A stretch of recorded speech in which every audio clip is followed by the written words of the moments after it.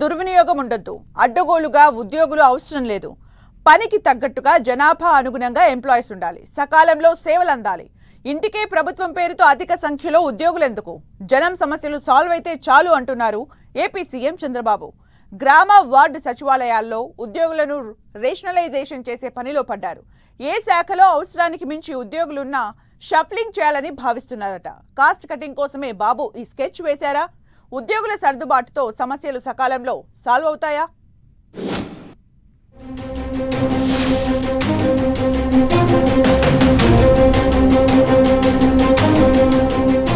గ్రామ వార్డు సచివాలయ వ్యవస్థపై బాబు మార్క్ డెసిషన్స్. ఉద్యోగుల రేషనలైజేషన్ మీద దృష్టి పెట్టిన కూటమి సర్కార్. 3 విభాగాలుగా గ్రామ సచివాలయాల్లో ఉద్యోగులు. వ్యవస్థ అధికారం పార్టీ చెప్పుచేతల్లో ఉండకూడదు. పవర్లో ఉన్న పార్టీ చెప్పినట్లు కాకుండా అధికారులు వ్యవస్థ ప్రజల కోసం తన పని తాను చేసుకుపోవాలంటున్నారు ఏపీ సీఎం చంద్రబాబు. అందుకే వైసీపీ హయాంలో గ్రామ వార్డు సచివాలయాల్లో అడ్డగోలుగా నియమించిన ఉద్యోగుల విషయంలో ప్రక్షాళనకు ప్లాన్ చేస్తున్నారు. ఉద్యోగుల షఫ్లింగ్ మీద దృష్టి పెట్టారు. జనాభాకు అనుగుణంగా ఉద్యోగులు ఉండాలి కానీ ఇష్టం వచ్చినట్లు ఎంప్లాయీస్ ను పెట్టి జీతాలు చెల్లించుకుంటూ పోతే ఏం లాభమని అధికారులను ప్రశ్నించారు బాబు. అందుకే గ్రామ వార్డు సచివాలయ ఉద్యోగులను రేషనలైజేషన్ చేయాలని నిర్ణయించారట. ప్రస్తుతం గ్రామ వార్డు సచివాలయాల్లో కొన్ని చోట్ల ఎక్కువ మంది సిబ్బంది ఉండగా మరికొన్ని చోట్ల తక్కువగా ఉన్నారు. అందుకే multipurpose functionaries, technical functionaries, aspirational సెక్రటరీలుగా సచివాలయ ఉద్యోగులను 3 కేటగిరీలుగా విభజించాలని డిసైడ్ అయ్యారట.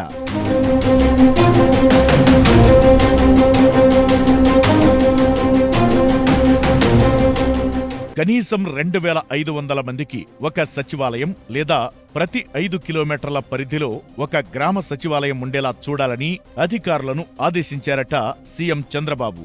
సచివాలయ అధిపతిగా పంచాయతీ కార్యదర్శి లేకపోతే వార్డు పరిపాలన కార్యదర్శి ఉంటారని, పనితీరును బేస్ చేసుకుని ఉద్యోగులకు బహుమతులివ్వాలని చంద్రబాబు నిర్ణయం తీసుకున్నట్టు తెలుస్తోంది. ఏజెన్సీ ఏరియాల్లో అదనంగా సచివాలయాలు పెట్టాలని సూచించారు. అయితే గత సర్కార్ ప్రతిపాదించిన ప్రకారం 1,61,000 సచివాలయ ఉద్యోగులు ఉండాల్సి ఉండగా 1,27,000 మంది మాత్రమే ఉన్నారట.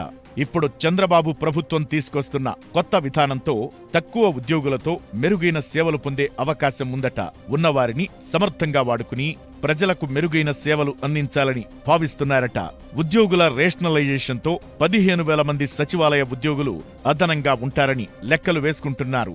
వారిని మిగతా శాఖలకు అటాచ్ చేయాలని ప్లాన్ చేస్తున్నారు. 2,500 జనాభాలోపు ఉంటే 2 మల్టీపర్పస్ ఫంక్షనరీస్, 4 టెక్నికల్ ఫంక్షనరీస్ అందుబాటులో ఉండేలా ప్లాన్ చేస్తున్నారు. 2,500 నుంచి 3,500 జనాభాకు 3 మల్టీపర్పస్ ఫంక్షనరీస్, 4 టెక్నికల్ ఫంక్షనరీస్ ను నియమిస్తారు. 3,500కు పైగా జనాభా ఉంటే 4 మల్టీపర్పస్ ఫంక్షనరీస్, 4 టెక్నికల్ ఫంక్షనరీస్ ను గ్రామ వార్డు సచివాలయాల్లో అందుబాటులో ఉంచాలని భావిస్తున్నారు.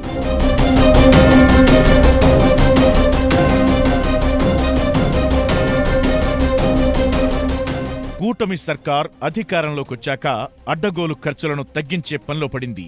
అందులో భాగంగానే గ్రామ వార్డు సచివాలయాల్లో అవసరానికి మించి ఉన్న ఉద్యోగులను రేషనలైజేషన్ ద్వారా 3 విభాగాలుగా విభజించి ఓ సిస్టం ప్రకారం సేవలు అందేలా ప్లాన్ చేస్తున్నారు సీఎం చంద్రబాబు. దానిలో భాగంగానే గ్రామ వార్డు సచివాలయాలను క్రమబద్ధీకరిస్తున్నట్లు చెబుతున్నారు. 2,500 లోపు జనాభా వరకు ఒక తరహా సచివాలయం, 2,500 నుంచి 5,000 జనాభా వరకు ఒక తరహా, 5,000 పైబడిన వాటిని మరో జాబితాలోకి తెచ్చి అందుకనుగుణంగా ఉద్యోగుల సర్దుబాటు చేస్తామంటున్నారు. చిత్తూరు జిల్లాను పైలట్ ప్రాజెక్టు కింద తీసుకుంటే అక్కడ అవసరానికి మించి వ్యవసాయ శాఖలో ఎక్కువ ఉద్యోగులు ఉన్నారట.